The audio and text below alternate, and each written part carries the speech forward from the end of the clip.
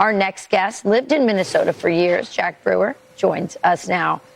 Jack, what do you know about this situation? And I know you run a nonprofit. You help poor people, people in need. How much does this anger you? It's disgusting. You know, I've said it before. Tim Walz is the worst governor on the planet, not just in the U.S., but across the world. For a leader to sit there and let a city that's beautiful as Minneapolis, man, I became a man in Minneapolis. I played for the Vikings. I played for the Gophers, University of Minnesota. I won't even go to this city right now. It's completely disgusting. You walk around, people are only in hijabs. I mean, he's let, Muslims come over from Somalia who don't respect this country. They don't love this country. They've taken advantage of all these poor people. If you see the education system, Rachel, in Minneapolis, only 8% of the little black kids in Minnesota are proficient in math. Only 16% of the little black kids in Minnesota are proficient in reading. And this guy gets on before the nation and his state and brags on the state of Minnesota. It's embarrassing what he's done. He's yoked up with all these Somalis just to get their votes. He's allowing them to steal money from poor people, steal money from people that need it, taxpayer money, and it's winding up in the hands of terrorists across the water. It's unbelievable what this man's been allowed to do. The crime rate since this guy's got in office has spiked, double homicides, carjackings. I mean, every category, Rachel, this has become the capital of chaos under his watch. Yeah, I mean, the question everyone has is it incompetence or did he know this and didn't want to say anything? You know, we saw that there were certain people who were working in the government who said, we thought something was fishy, but we were afraid to say anything because we'd be accused of racism if we blew the whistle on this. That's exactly what it is, Rachel. I mean, this guy is DEI, everything that comes out of his mouth. And so people feel the pressure. They couldn't say anything to this guy. He's a tyrant. It's unbelievable. You see how he acts. You see the things he says about President Trump and how he conducted himself during the presidential election. You see, God was revealing to us, showing us who this man really was. This man is the Antichrist.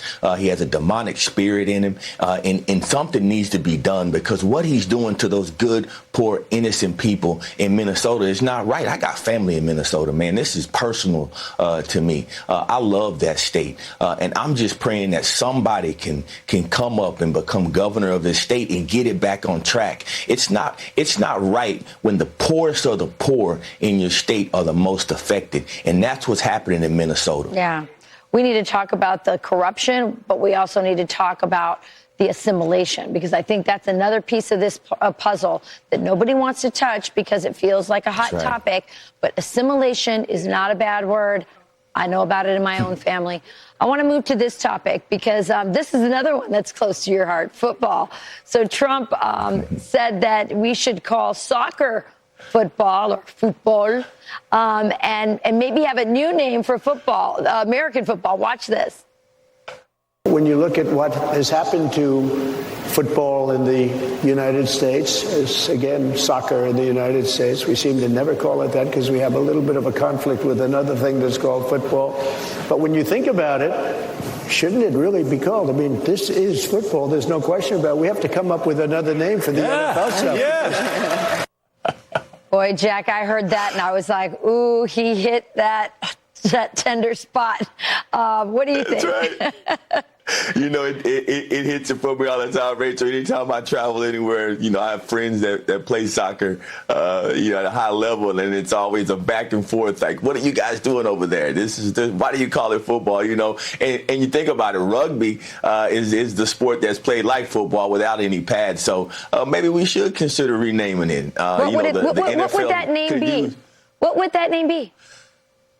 I don't know. You got to put the word tackle in it, though. You got to it's got to be an aggressive name, Rachel. You got to give me time to think. That's a tough one. I was actually thinking about it last night, and I couldn't come up with anything I think good enough to present to you this morning on Fox. But it really makes you realize how intelligent President Trump is, man.